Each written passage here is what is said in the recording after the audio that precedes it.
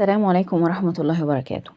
أحيانا في الاستشارات الخاصة بتيجي واحدة تطرح معايا مشكلة، إن مثلا عندها مشكلة في علاقتها بزوجها، مشكلة مع علاقتها في علاقتها بولادها، مشكلة في حتة إن هي تدير الوقت وتدير اليوم، مشكلة إن هي مثلا عندها حاجة مهزوزة كده في نفسيتها وفي التعاملات مع الناس بتضايقها وهكذا. فأحيانا بندي حلول بسيطة كده أو بندي حلول للموضوع، وبنروح نحاول نجربها 1 2 3 أسبوع 2 3 ونشوف. في أحيان بينفع الحلول اللي بنحطها للمشكلة بعينها والدنيا بتبقى تمام، يبقى كده كان في عوج في نقطة معينة، وبشوية حلول بسيطة الدنيا بتظبط. وأحيان تانية بتبقى المشكلة اللي هي جاية عشانها نحط لها حلول وتظبط الحلول، بس هي بتفضل برضو متضايقة وعندها مشاكل. هنا بقى بيبقى في مشكلة تانية خالص، انا ككوتش ببقى عارفاها ايه هي بقى. ان العميلة دي عندها لخبطة في احتياجاتها النفسية، عندها لخبطة داخلية في الحاجات اللي المفروض تعملها وما تعملهاش، الحاجات اللي تهتم بيها وما تهتمش بيها.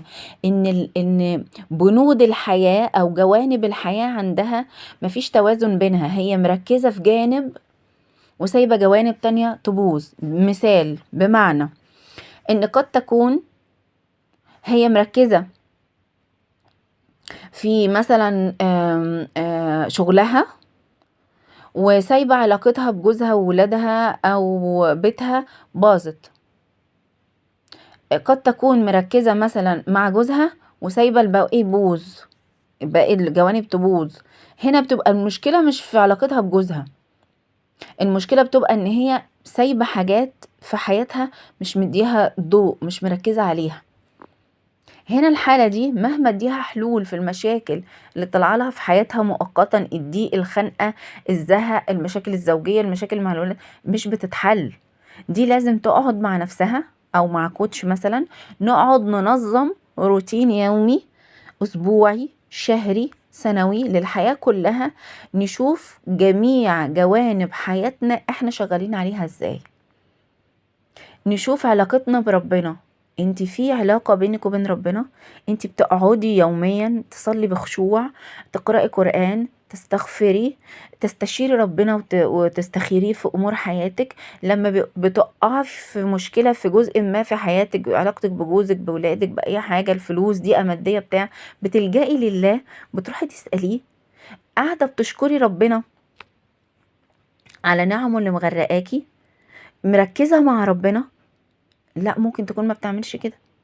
فيلا نشتغل في الحتة دي، ونفضل على الجوانب الأخرى نحط لمسات لمسات. أنا موجودة بحاول أحسن علاقتي بزوجي وولادي، بس أنا مركزة في الجزء اللي واقع. قد تكون علاقتك بربنا هي اللي مبوظالك ده كله. طيب أنا بصلي وبستغفر وبقرأ قرآن وليه علاقة كده مع ربنا وحال مع ربنا، بس أنا مثلا معرفش معلومات عن التربية، ما عنديش خبرة اعمل ايه مع ابني في الموقف الفلاني او بنتي في الموقف الفلاني، اروح اتعلمه وانمي نفسي في الجانب ده. طيب انا ده مظبوط وده مظبوط، بس انا عندي مشاكل في الفلوس، انا الفلوس مش في ايدي على طول، انا على طول في ضائقة مادية، على طول الفلوس معايا يوم واتنين في الشهر وبعد كده الدنيا بتبوظ.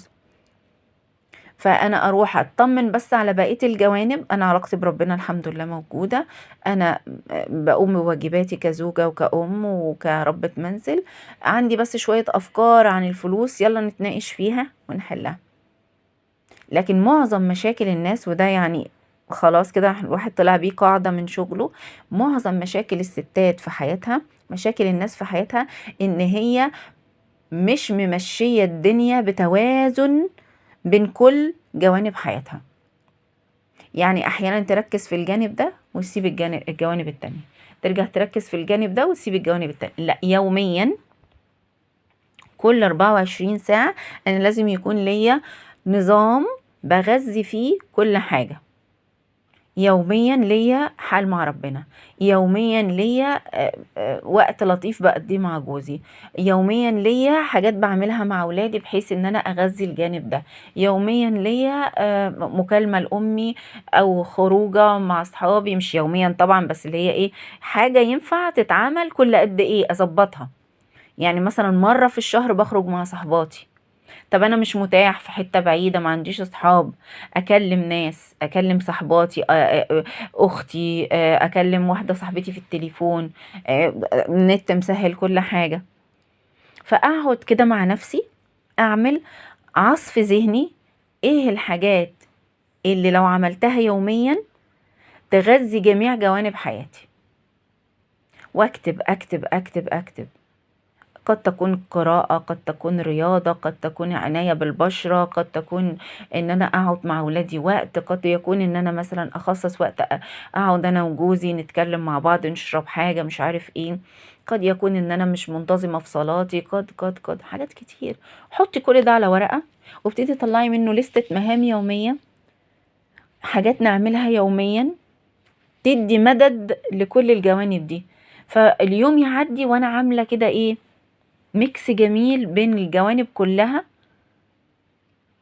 ظبطته، الدنيا بقت جميلة. يوم على يوم، شهر على شهر، الدنيا تبقى أجمل وأحلى.